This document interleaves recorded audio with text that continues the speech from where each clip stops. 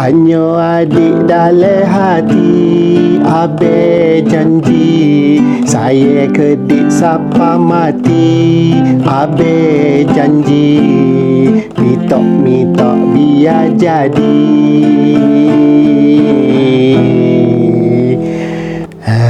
Kita dengar kejap apa mana pula video dia mah.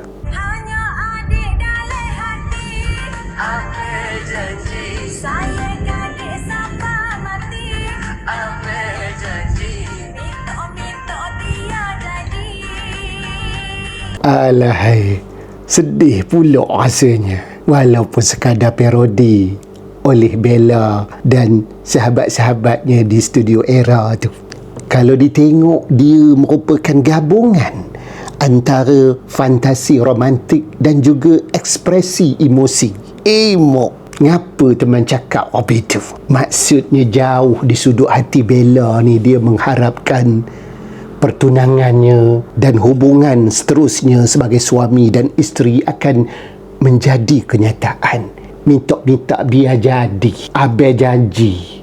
Walaupun dilakonkan oleh 3 orang sahabatnya tu yang bertopengkan YB Syed Saddiq. Inilah dia fantasi romantik dan harapan romantik yang tersirat dalam hati Bella. Keinginan yang dia sendiri pun tak tahu pasti ke tidak. Maklumlah banyak cabaran-cabaran yang terpaksa dilaluinya. Di peringkat awal dulu melalui sesi-sesi mahkamah. Lepas tu melalui pula proses berniaga, mencari duit, mencari dana, nak membantu jugalah keluarga dia sendiri di samping membantu memberikan support kepada YB Syed Saddiq mencari dana untuk Parlimen Muar. Dan sekarang ni pula baru je bertunang, udah masuk pula ke fasa krisis minyak. Macam nak nanya ni, bakalan minyak ni dah sampai bulan berapa? Bulan Mei ke bulan Jun? Ada pula berlakunya perang. Macam-macam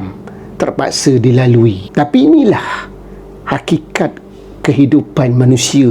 Kehidupan kita di atas muka bumi ni tak pernah berhenti diuji dengan dugaan dan juga cabarannya. Jadi walaupun kita nampak parodi itu sekadar hiburan, tapi banyak maknanya yang sedang menanti kita. Tak tahu apa akan jadi di masa yang akan datang ni. Macam-macam. Ada je benda yang mungkin nak mewujudkan konflik dalaman yang membuatkan kita rasa tak selesa. Tapi kita harus tempuh. Kita harus terima apa saja cabaran dan dugaan di atas muka bumi ini.